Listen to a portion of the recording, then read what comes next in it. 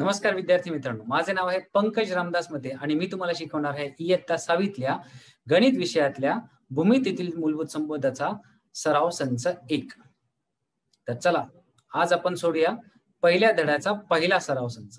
तर पहिला प्रश्न काय, शेजारील आकृतीवरून नावे लिहा.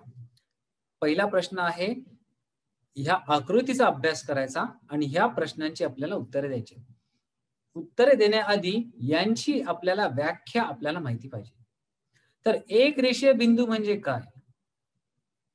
जेव्हा 3 किंवा 3 पेक्षा जास्त बिंदूंमधून जेव्हा एक रेषा जाते तेव्हा त्यांना एक रेषीय बिंदू असे म्हणतात. तेव्हा तुम्ही पाहू शकता MOT आणि RON या 3 बिंदूंमधून एक रेषा जाते. MOT मधून एक रेषा जाते, RON मधून एक रेषा जाते. तेव्हा ह्या दोन्ही रेषा एक बिंदू किंवा एक रेषीय बिंदू रेषा आपण म्हणतो. तेव्हा पाहू शकता बिंदू MOT आणि RON यांना एक रेषीय बिंदू असे आपण म्हणतो. त्यानंतर येतो किरण. किरण म्हणजे काय? किरणाला एक आरंभ बिंदू असतो आणि तो दुसऱ्या बिंदूच्या डायरेक्शनने किंवा दिशेने वाढत जातो, तेही अमर्यादितपणे. तर तुम्ही लिहू शकता, इथे तुम्ही पाहिलं तर OP, ON, OT, OS, OR आणि OM हे सर्व किरणच आहेत. तर मी इथे सर्वांची नावं लिहिली आहेत. आता त्यानंतर जाऊ रेषाखंडाकडे. रेषाखंड म्हणजे काय? दोन बिंदूंच्या मध्ये एखादी रेषा खंडित करणे म्हणजेच ती झाली रेषाखंड. तर आपण पाहू शकता रेषाखंड कुठल्या कुठल्या आहेत. तर रेषाखंड MT म्हणजे ही, रेषाखंड RN, नंतर OP, ON, OT, OS, OR आणि OM या सगळ्या रेषाखंड झाल्या. त्यानंतर जाऊ रेषाकडे.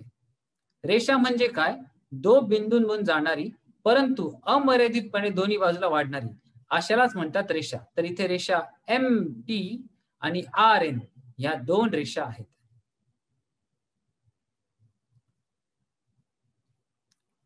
आता प्रश्न क्रमांक 2, शेजारील रेषेची वेगवेगळी नावे लिहा. ह्या चित्रामध्ये वेगवेगळी रेषा कुठल्या कुठल्या आहेत? तर आपल्याला माहितीये दोन बिंदूंमधून अमर्यादितपणे वाढणाऱ्या रेषेला आपण रेषाच म्हणतो. तर इथे पाहिलं तर तुम्ही रेषेला स्वतःहून इथे एक नाव दिले आहे L, तर ती स्वतः एक नाव झाले. त्यानंतर इथे तुम्ही पाहिले त्या रेषेला स्वतःहून एक तिथे चित्रामध्ये नाव दिले आहे तेल.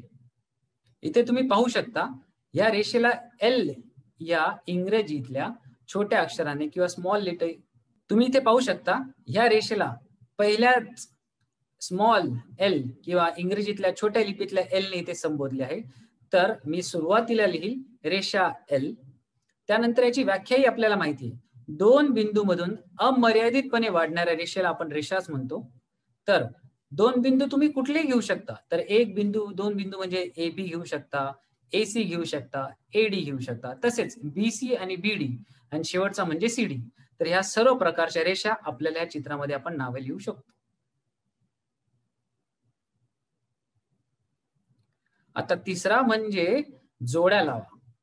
जोड्या लावा म्हणजे काय? A गटामध्ये असलेल्या वस्तूंची किंवा ह्या चित्रांची नावे B गटामध्ये दिली आहेत. ते ओळखून त्यांना बाणाने एकमेकांना जोडणेच म्हणजे त्याचा अर्थ जोड्या लावा. तर चला सुरू करूयात. पहिले काय दिले आहे? तर इथे पाहिलं तर तुम्हाला एक रेष दिसेल जी दोन्ही बाजूला वाढते. तर याचे उत्तर आहे रेषा. दुसऱ्या भागात किंवा दुसऱ्या याच्यात पाहिले तर ही रेषा आता एक रेषा आपल्या दोन बिंदूमध्ये खंडित केली आहे म्हणजेच हिला म्हणतात रेषाखंड. तर ह्या दोन्हींना, ह्या दुसऱ्याला आणि ह्या D ला आपण बाणाने जोडूया. आता हा तिसरा. तर तुम्ही पाहिलं सपाट पृष्ठभाग म्हणजे तो आला प्रतल. तर हा तिसऱ्याचं उत्तर आहे B. तर यालाही बाणाने जोडूयात. आणि सगळ्यात शेवटचं म्हणजे एका बिंदूतून म्हणजेच हा बिंदू झाला आरंभ बिंदू.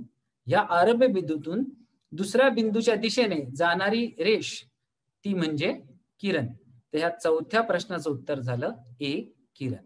तर यालाही आपण बाणाने जोडूया. तर अशा प्रकारे आपण जोड्या जुळवतो. आता सगळ्यात शेवटचा चौथा प्रश्न म्हणजे खालील आकृतीचे निरीक्षण करा. ह्या पूर्ण आकृतीचा अभ्यास करून आपल्याला या प्रश्नांची उत्तरे आपल्याला द्यायची आहेत. तर हे प्रश्न कुठले आहेत? तर या चित्रातील समांतर रेषा, एक संपाती रेषा व संपात बिंदू यांची नावे आपल्याला लिहायची.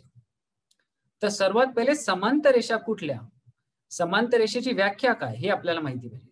समांतर रेषा म्हणजे अशा रेषा ज्या एकमेकांना कधीच छेदणार नाहीत. तर तुम्ही पाहू शकता ही रेषा ए, नंतर ही रेषा एम, ह्या दोन समांतर रेषा झाल्या, कारण ह्या दोन्हीही एकमेकांना समांतर आहेत.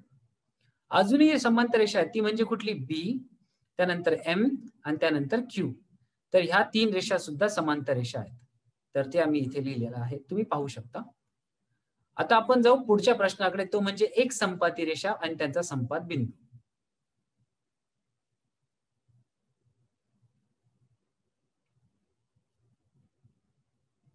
आता एक संपाती रेषा कुठली किंवा त्याची व्याख्या काय, जेव्हा तीन बिंदूंमधून एक रेषा जाते, कमीत कमी तीन किंवा तीन पेक्षा जास्त बिंदूंमधून जेव्हा एक रेषा जाते, तेव्हा अशा रेषेला एक संपाती बिंदू म्हणतात किंवा त्या रेषेला एक संपाती रेषा म्हणतात आणि त्या बिंदूला संपात बिंदू म्हणतात. तर पाहू शकता ही रेषा ए, ही रेषा बी, ही रेषा सी आणि ही रेषा एडी, ही या ए बिंदूतून जाते. तर रेषा ए, रेषा बी, रेषा सी आणि रेषा एडी या एक संपाती रेषा झाल्या, तर त्यांचा संपात बिंदू झाला ए.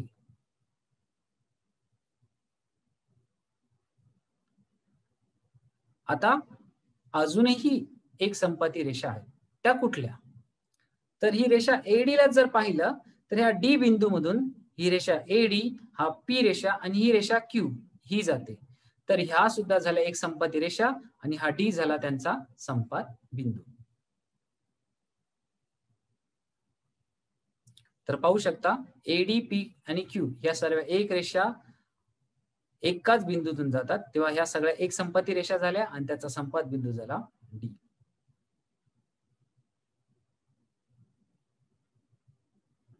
तर आज आपण एक संपाती रेषा कशा ओळखायच्या किंवा किरण, प्रतल, रेषा, रेषाखंड, समांतर रेषा ह्या कशा ओळखायचा, ह्या आपण सराव संचातून याचा अभ्यास केला. तर चला आपण नंतर पाहू पुढच्या धड्याला, पुढच्या व्हिडिओमध्ये. धन्यवाद.